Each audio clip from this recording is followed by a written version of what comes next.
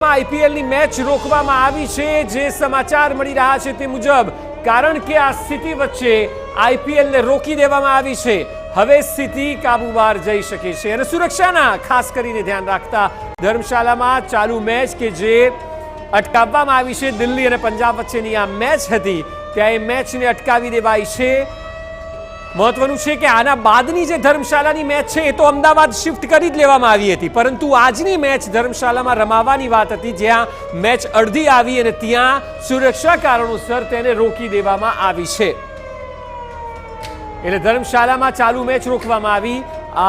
જો કે એના બાદની જે મેચ હતી એ તો અમદાવાદ શિફ્ટ કરાઈ સુરક્ષાના કારણોસર પરંતુ હવે આજની મેચ અધવચ્ચે જ રોકી દેવામાં આવી છે।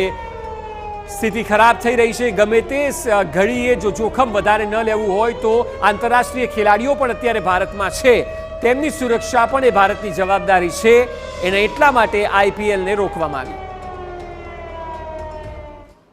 हुआ हमला लेकिन सब निष्क्रिय अरे कर दिया पारिकर जी! क्यों जी हाँ निशान पाकिस्तान ने माना તો સતત જે સ્થિતિ સર્જાઈ રહી છે બોર્ડર રાજ્યોમાં ભારતના 4 મહત્વના રાજ્યોમાં ત્યાં સતત અપડેટ અમે આપને આપતા રહીએ છીએ। બ્લેકઆઉટ જાહેર કરવામાં આવ્યું છે। આઈપીએલની મેચને રદ કરી દેવામાં આવી છે। આંતરરાષ્ટ્રીય ખેલાડીઓ પણ ભારતમાં આઈપીએલને કારણે અલગ અલગ દેશના છે તેમની સુરક્ષા પણ ભારત માટે મહત્વની છે અને આ તમામ સ્થિતિને જોતા અગમચેતીના ભાગરૂપે પણ આજની મેચને રોકી લેવામાં આવી છે અને ત્યારબાદ હવે